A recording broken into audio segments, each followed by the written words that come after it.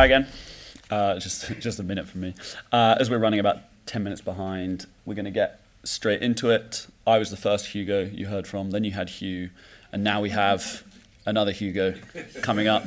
You can see how I pick my pick my speakers. Who's going to talk a little bit on this sort of topic around the second half of the event, which is looking more at partnerships, industry, developing and commercializing these products, and a little bit about how academic medical centres and different players in the industry fit into that. Does that sound all right, Hugo? Thank you. Yeah, better than calling me the flip side, but take that.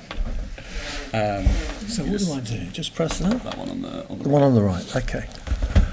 Okay, good morning, everybody. My name's Hugo Tewson, and I'm chairman and a co-founder of a company called Digostics that's transforming the diagnosis of diabetes, screening and diagnosis of diabetes. I think more importantly, though, my story starts over 20 years ago when I started to get ill, spots, increasingly bad headaches, searing thirst, peeing 1, 2, 3, 4, 8 times a night, which obviously destroyed my sleep. Now, these are all very common symptoms of diabetes, and this happened over a 2.5-year period.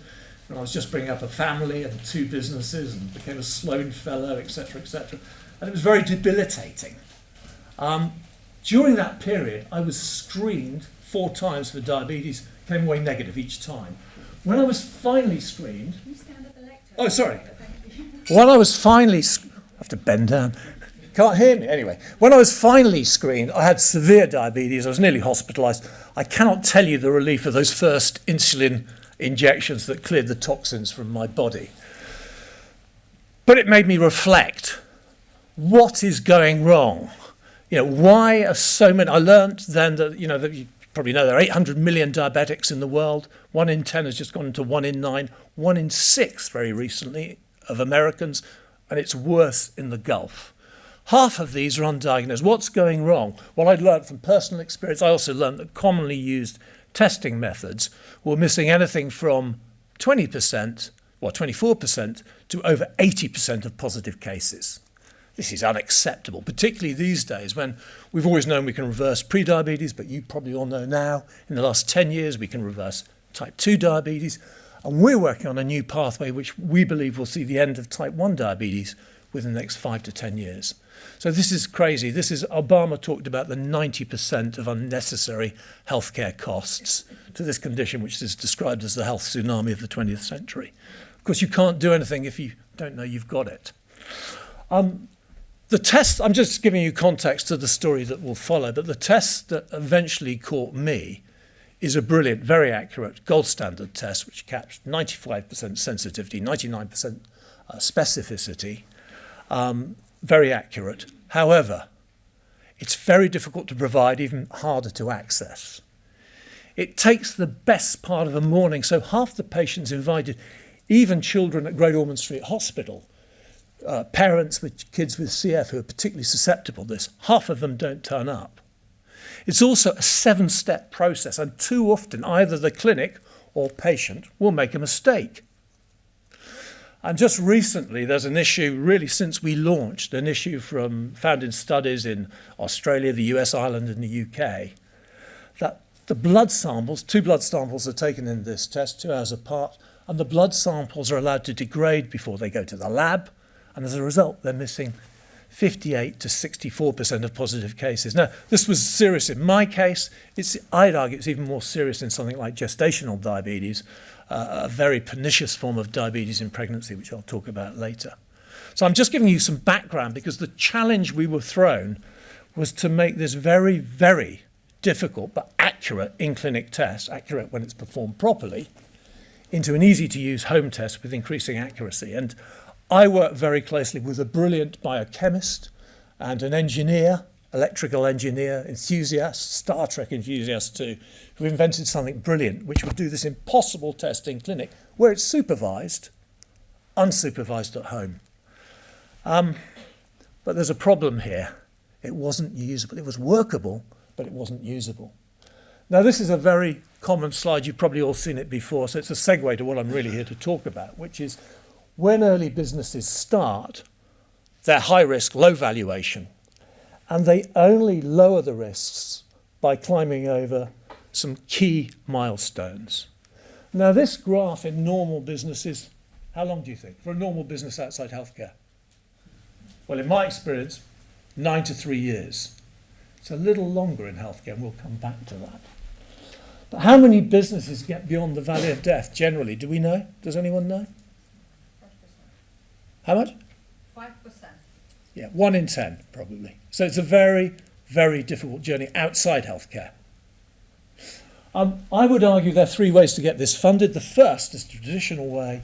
You use your own money or friends and family. You then go to angels. You might then go to high net worths. And you might get a VC, but unlikely this side of the valley of death. They usually wait there a little bit longer. That process draws so much resource out of us innovating companies. The other way, very smart, spoke to one of our investors last week. She went with a very compelling proposition to a funder and said, I don't want the 2 million, I want 25 million, and to be able to draw this down against particular milestones. She very successfully took a company from nothing to $1 billion within 5 years. And then there's a third way. I won't profess it's as easy as that way, but it's our way where we leverage partnerships. So this is the case history I'm going to give you and how we leverage partnerships to take health innovation to the market. So first, as I mentioned to you, we had a great product, but it was too big, too messy. Anyone looking at it wouldn't want to do it.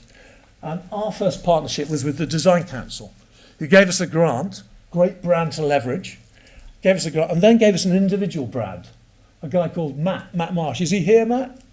No, shame. I mean, he used to run Ideas offices in San Francisco, had a lot to do with the design of the early iPhones, and he changed this big product into something much smaller, but something that was totally usable. And we then got a product that we could take to people and show, and everybody got it. By the way, this is unheard of, but in trials and pilots, we've achieved 100% usability.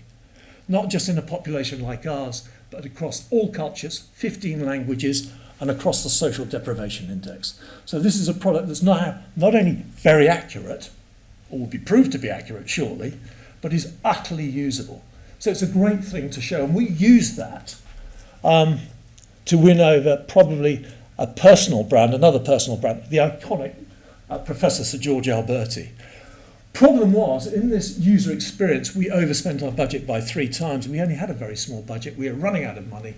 And I'm at a diabetes conference, a global diabetes conference in Spain, and I'm desperate. We've got about 2 weeks' money, and we're running out of faith. He's speaking, and he's the president of the International Diabetes Federation. Literally, in my desperation, I jump up on the stage after he's finished and tug his sleeve. It's unhand me, young man, or words to that effect. I said, no, I want 20 seconds. He listens to me. He says, I'll give you 20 minutes later, room C10, 1 o'clock. I turn up, give him 20 minutes. I'll give you 2 hours if you come to the evening at room D12. I turn up, and to my joy, there are 4 of the other most eminent diabetologists of the 21st century. When they've heard this story, the Australian thumps the deck and says, boys, we've got to support this, because screening is now the biggest single thing we can do to push back diabetes since the invention of insulin over 100 years ago. And he's right, because screening is very, very poor in our destination. So having won over those brands, God, I got the order wrong here. We had a product and we had those brands. We went and won some grants from Oxford Innovation. We were only 3 people at this stage who filled some of the gaps, helped us with strategy, recruitment, and the whole connection list. And also, a brilliant IP firm, because we thought IP was going to cost us too much. We couldn't afford it. These guys, God, I think they're here. Sam, are you here? Yeah. And they really helped us, and they became partners. And they put back our payment schedule, and they gave us a very compelling roadmap that we could later take to investors. But actually, we were overtaken because George and his gang were involved in some trials for Novartis that needed this test. So there are a lot of areas of diabetes. Everybody will try and get around these tests, but it's the gold standard. There are a lot of areas of diabetes, like in HIV, often in COVID, and in pregnancies, I'll come on to later, where this is the only test. And for these trials of Novartis, global trials, looking to recruit 50,000 people, this was the only test. We were taken to see the C-suite in San Diego by one of our very forceful clinical advisors, who told these guys, you've got to back Digostics for $4 million to make sure you can get this test, because otherwise your trials recruitment will take 8 months, and your trials can cost up to £1 million a day. So we got 4 million gratis, non-diluting, non-exclusive from Novartis that underpinned the build of our product and platform and early clinical trials. And for exactly the same reason, we also got 2 million later from J&J. We were focused on a very high need area of diabetes, gestational diabetes. But they came to us and said, we have the same problem that Novartis had. In a new pathway to delay and prevent type 1 diabetes, we need your test. And doing it in clinic is inconsistent. Half the people won't turn up, etc. We need you. So we can't do that. And they said, well, we'll make sure you can. We'll give you 2 million. Absolutely brilliant. And by the way, in this new pathway, the first drug, which sold to Sanofi 2 years ago for 3 billion before they'd sold a single pill, or rather injection course, the drug costs £180,000 per patient. So you've got to get the front end of the screening right. And we're the only means in the world to do that. As importantly, George and Co, our clinical advisors, also got us into key UK hospital groups. Great Ormond Street Hospital. We got into Oxford to do trials, and of course that led to Cambridge with the MRC. King's College Hospital, which George then became chairman of. And that opened the NHS is incredibly powerful. We found overseas. To say you've done trials in the NHS opens doors much, much more quickly overseas. To say you've sold to the NHS, my God, that changes everything, because it really is. They've got to be the toughest customer in the world. So this not only helped us get established in the UK, but it has much more recently opened up the doors in Singapore, Hong Kong, Australia, for our first, if you like, internationalisation. And we've also got now an office in the Gulf, where, as you probably know, diabetes is particularly severe. Of course, I've forgotten something here. Whilst defining and developing a product, we've got an equally complex pathway to define, to build, to prove, to get the information governance right on our system, our digital system that underpinned the platform, that eliminated huge swathes of human inputs, both patient and clinical, and of course, in a 7-step process, human error. And the whole thing's reported and audited and QC'd all the way, every step of this process. So again, great for trials. So I've got to ask you, this journey, we mentioned that it took 1 to 3 years in business. How long do you think it takes in healthcare and diagnostics? A lifetime. A lifetime. Someone in this audience who stayed quiet told me 20 years. When I looked at the AI, it said 14 years. Can you imagine what happens to you? Oh, sorry. Can you hear me anyway? We can. I'm going to ignore you. Oh, sorry. Okay. So, 14 years. That does a lot to your risk profile and puts conventional investors off and back very often. Only the brave. So you've got to have a very, very compelling story to get here. And by the way, you're still in what I've covered up there, the valley of death. And we still haven't made a sale. But actually, we've made our first sales now. So that's really... Oh, sorry, by the way, the other fact I learned from an industry veteran the other day is in normal industry, 90% of the companies will fail before this endpoint here. What's it like in diagnostics? 99%. Something's going very wrong, isn't it? All this wasted innovation, in my view. I'd argue that we're climbing out of the chasm here. Friendlier name than the valley of death. You're probably aware, you may be aware of chasm theory, but you don't, when you're a young, small company, you don't try and take on the global market, the big market. You pick skittles, high need areas. Our first skittle is an area, something called gestational diabetes in pregnancy. It's a really pernicious thing, and when I first diagnosed it, it was 2% of all pregnancies. Now it's 20%. It's 27% in Singapore, maybe higher in China, and parts of the Gulf, I believe it's approaching over 50%.